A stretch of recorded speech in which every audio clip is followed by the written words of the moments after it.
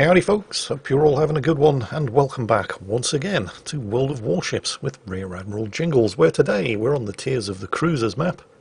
The ship is the battle cruiser USS Alaska, and the captain is the most excellently named Sir Sink-a-Lot. There are a couple of remarkable things in today's battle. First, and probably most prominently, is despite being deep in the midst of the Deadeye meta, we're going to be seeing several battleships who are not afraid to get up close and take the fight to the enemy. Arguably, at least in some cases, perhaps a little too keen. Although it's difficult to be too critical of any battleships who take the initiative and do lead from the front, particularly when they're top tier, in the case of this battle, tier 9, and also the type of battleship that is significantly tougher than certain other types of battleship at the same tier or below. Sir Sink-a-Lot's team has, for example, a Nelson, which is a good ship when it's top tier, but is horribly vulnerable thanks to its weak tier 7 battleship armour when it's in a tier 9 battle like this. Nelson, for example, is definitely not the kind of battleship that you should expect to see leading from the front in a tier 9 battle. The Pommern and the Sovietsky Soyuz, on the other hand, are, and to their great credit, that's exactly what they're going to do. Unfortunately, the captain of at least one of those two battleships is possessed of what I can only describe as the most tenuous grasp of the reality of the situation in which he is going to find himself, as we shall see once this battle starts going. To begin with, Sir Sink-a-Lot is pushing forward at full speed, quite aggressively, into not quite the centre of the map, but the northern centre of the map, a position where he can take advantage of the islands and get the most benefit out of his hydro and his radar. The team's two destroyers are pushing forward to contest capture points Bravo and Charlie, which are clearly already occupied by enemy destroyers. Now, while Sir Sink-a-Lot is going to be too far north for the Asashio pushing into capture point Charlie to benefit from his radar, there is a Cleveland down there, and the Cleveland also has radar, so the team do actually have, or should have, fairly good radar coverage of all three of the capture circles. Something that I'm sure is going to be very welcome for the friendly Bliskovice, who's pushing into capture point Bravo in the centre. And yes, I'm sorry Poland, I know I'm not pronouncing that correctly. As it happens, our little tier 7 Polish friend doesn't actually need the radar because he's tucked himself in behind the island in the middle of capture point Bravo, and has gotten close enough to proximity detect the enemy Akatsuki within 2 kilometers of him, hiding on the other side of the island. Well done. Unfortunately, he just couldn't leave it there, because he now decides that the best thing that he can do is to fire up the engines and go full speed around the island in order to fight the Akatsuki. Perhaps forgetting why it was that he parked behind that island in the first place, he can sit there nice and safe from enemy fire and contest the cap. Instead, he goes out to fight the Akatsuki and finds a Miyoko at point blank range waiting for him to do exactly that. He then pops his smoke screen, forgetting that he's being proximity detected by the Akatsuki, and suffers a horribly predictable fate, although he does manage to get some torpedoes away. Unfortunately, they're Bliskovice torpedoes, and despite the short range from which they were fired, they do travel at a speed of around about 2 miles per hour, giving both the Miyoko and the Akatsuki all the time in the world to successfully avoid them. Sir Sink-a-Lot firing up the radar and with the armour piercing loaded, presumably because he thought he was going to have the opportunity to citadel and finish off a broadsiding Miyoko after it had eaten a couple of Polish torpedoes. Unfortunately, he's going to have to start learning to live with disappointment. Still pushing forward though. Absolutely cannot stop here in open water. He's in the middle of a crossfire. He needs to get in to the cover of the islands up ahead, where he'll only need to concern himself with the enemies right in front of him. Although he's going to need to keep an eye on the flank in case that Akatsuki makes a comeback. But for now, his major concern is the Buffalo, who was extremely lucky to survive that manoeuvre, and only took 22,500 health in damage from it. So Sir Sink-a-Lot has done about as much damage as he's taken, which isn't great. He's going to need to start doing better than that. Fortunately, he is now in position. His flank is secure. He only has to worry about what's in front of him. And with careful positioning around this island, he should only have to fight them one at a time. Now there are a lot of enemy ships up there. As well as the Buffalo, there's also a Baltimore, a Lion, and a Gneisenau, but they're actually outnumbered by the forces that Sir Sing-Salot's team is bringing to this side of the map. Not just outnumbered, but out-tiered. So the advantage is actually with Sir Sing-Salot's team here. It's not an overwhelming advantage, so a lot is going to depend on who makes the most mistakes. And as if by magic, here comes the enemy Lion, who apparently didn't realise there was an Alaska hiding around the corner of this island. Because cool battleships don't have time to look at mini-maps, right? He's just sitting there. Oh wait, no, he's doing worse than just sitting there. He could have inched forward and possibly survived this, but no, instead he's reversing out to a position where Sir Sing-Salot would have had to have made a gargantuan effort to not sink him. Oh well. But yeah, things are not going too well for the enemy team at this point. They are now decisively outnumbered on this side of the map and outgunned. They've lost capture point A with very little chance of actually being able to retake it. Although they haven't quite given up the fight for control of capture point Charlie down to the south, where the enemy Kid and the friendly Asashio are playing a game of high stakes chicken. Tucked again against the side of the island like this, Sir Sing-Salot doesn't have to worry about the Akatsuki's torpedoes, but he's got his hydro running anyway, providing ample warning every time that pesky enemy destroyer tries to torpedo the Sovietsky Soyuz and the Pommern. The friendly Ibuki is tucked in behind an island up to the northwest, basically doing what Ibukis do, sniping and kiting from long range.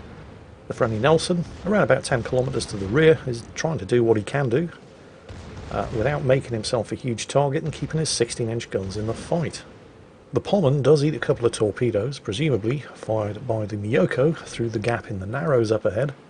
Does take a few of them. It looks like the enemy Gneisenau is just doing what Gneisenau's do. He's managed to score a couple of torpedo hits on the Sovietsky Soyuz from one side, and he's charging forward to try to do the same thing and finish off the Pommern from the other side. Sir Sing-Salot lets rip with his 305mm guns and prevents him from doing just that. Unfortunately, they have just lost the Sovietsky Soyuz, who was leading from the front and was being focused down by the enemy team and was just finished off by that pesky Buffalo over there. But the enemy team in the north are in full retreat. So it's good news up here, with the Pommern now taking the lead. But it's not terrible news down to the south, despite the fact that the team have just lost New Orleans, because the New Orleans managed to set fires that saw to the destruction of the enemy Francesco Caracciolo, which is a fair trade. Tier 7 heavy cruiser for a Tier 7 battleship. It's at this point, however, where you could make the case that the Pommern is being just a little bit too ambitious. Instead of furiously spamming the requesting support button, perhaps he could pay attention to the fact that he's just sailed out into open water where both an Akatsuki and a Miyoko can torpedo him. And yes, I realise that the Miyoko is at the moment outside of effective torpedo range, but that doesn't mean he hasn't already launched torpedoes earlier, which may be appearing any second now. Something that Sir Sing-Salot is all too conscious of, plus the fact that there's an enemy Akatsuki lurking on the far side of that island, which is of course why he fires up his hydro in order to give advance warning. As well as sailing into potentially torpedo-infested waters, the Pommern's advance in pursuit of the Buffalo there is putting him into a position where he can be fired upon, and is being fired upon, by every enemy ship that can see him. And he really doesn't have the health to be able to afford that. I think he's only just realised that he's bitten off more than he can chew, regardless of how hard he spams that requesting support button. I think we can probably also agree that of every surviving ship on Sir Sing-Salot's team, there aren't that many of them at this point, nobody has supported that Pommern more than him. The Ibuki's done what it can, the Nelson's done what it can, but they've both done so from positions of relative safety, because the Nelson has Tier 7 battleship armour, and has no business taking the front of the firing line in a Tier 9 battle, and the Ibuki because, well, it's an Ibuki, a ship that reacts notoriously badly to getting shot at. Sir Sing-Salot, on the other hand, has been right up there, within a couple of kilometres of the Pommern's advance, every single step of the way. In fact, at the beginning of the battle, he was the one taking the lead, with the Pommern and the Sovietsky Soyuz following his example. So of course the Pommern captain, realising that they do have the enemy on the run in the northern end of the map, simply accepts the fact that he pushed a little bit too hard, a little bit too fast, and takes it on the chin. Except no, of course, that's not what he does at all. He starts raging in chat. Initially, his ire is directed towards the Nelson and the Ibuki. And possibly this is somewhat understandable from the Pommer's perspective. They did hang back, but well, remember, one's a tier 7 battleship and the other is an Ibuki. And Ibuki captains who don't hang back and kite and fire from long range end up being dead Ibuki captains. Still, you'd think you'd have nothing but praise for Sir Sink-a-Lot, who, at great cost to his own health bar, stuck with him through thick and thin, whose timely use of radar and hydro provided invaluable intelligence on the threat to his flanks. Intelligence that, through no fault of Sir Sink-a-Lot, the Pommern chose to completely ignore.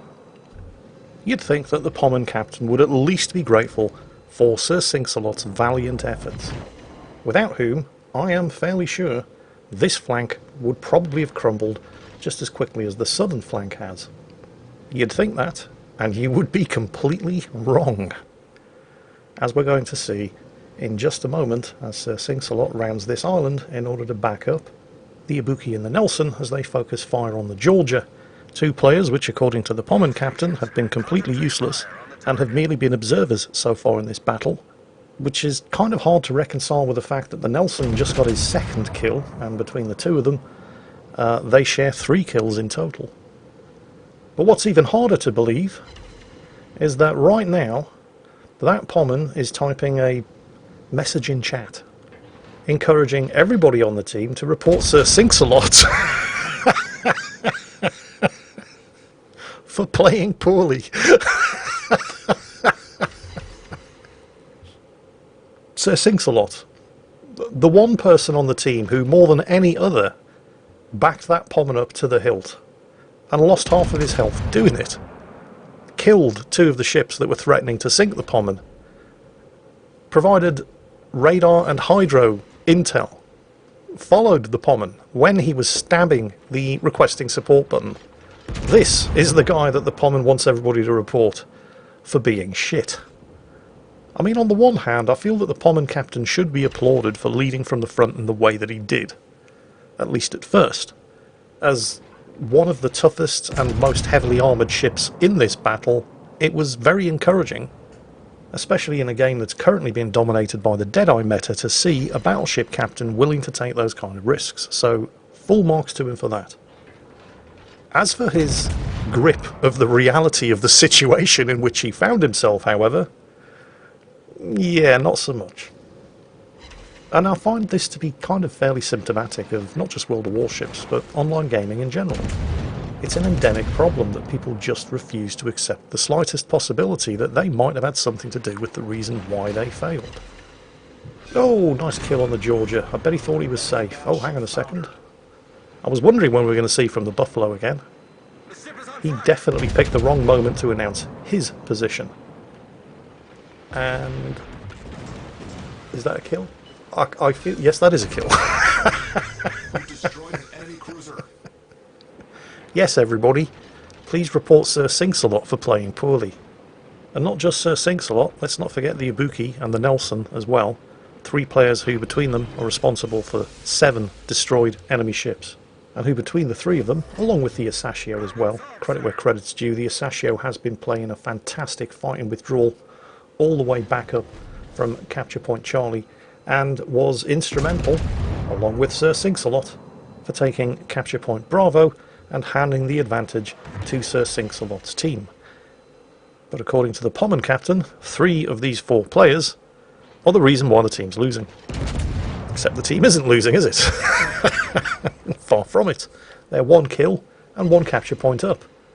And they're very soon going to be ahead on points too. Unless the Asashio does something spectacularly stupid, gets himself killed, and allows those 3 surviving enemy ships to flip that cap. Oh dear, oh dear, oh dear. Have I spoken too soon? The Ibuki's moving up to another island. With that Asashio smokescreen, the Ibuki and Sir Sink-a-Lot should be able to fire without being detected, but that's of course going to rely on the Asashio continuing to spot those enemy ships, but to do that, he has to leave the smokescreen. Now, he's done that, but I'm not sure he's going to survive it. Oh, and if he does die, and he has, all he's really done is give a smokescreen to those enemy ships. Although he did manage to get some torpedoes off. And he has done serious damage to the Musashi. Oh, and there's the high caliber for Sir Sink-a-Lot, but he did not sink him. Now, nobody can hit the shores in that position. We've lost sight of the Neptune, so that means we really have to capitalise on this and finish that Musashi off. The Musashi is entirely capable of killing Sir Sink-a-Lot, but the Nelson's firing from one flank, the Ibuki is shooting over an island from the other flank, and he's got Sir Sink-a-Lot right in front of him.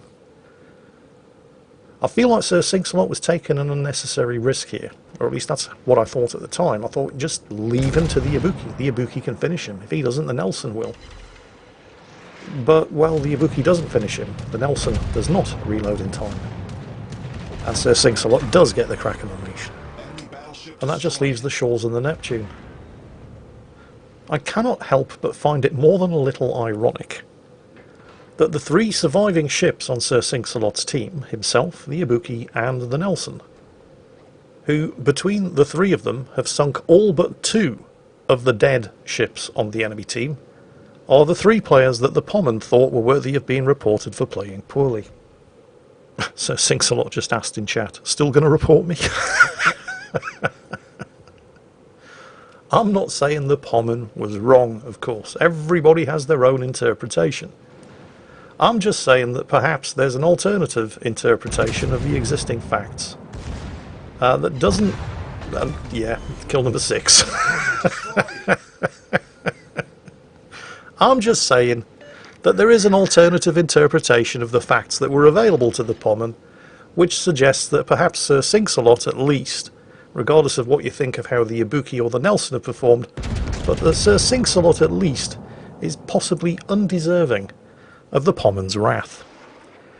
And in other news that of course is completely unrelated to anything that the Pommern might have said or done in chat, congratulations to the Nelson, bottom tier battleship in a tier 9 game, for getting his 3rd kill and bringing the match to a close. Now, I don't expect everybody to agree with my analysis of this battle. In fact, I would encourage everyone to analyse the facts and make your own damn minds up. I'm just saying that there's an alternative narrative here than the one proposed by the Pommern, which was that Sir Sink-a-Lot, LXA Simple in the Nelson, and Sir Dudeman 97 in the Ibuki were the 3 worst players on the team. I would encourage you instead to look at the facts and draw your own conclusions. And while you're all doing that, I'll take this opportunity to bid you all a good day. I hope you enjoyed the video, and as always, take care, stay safe, and I'll catch you next time.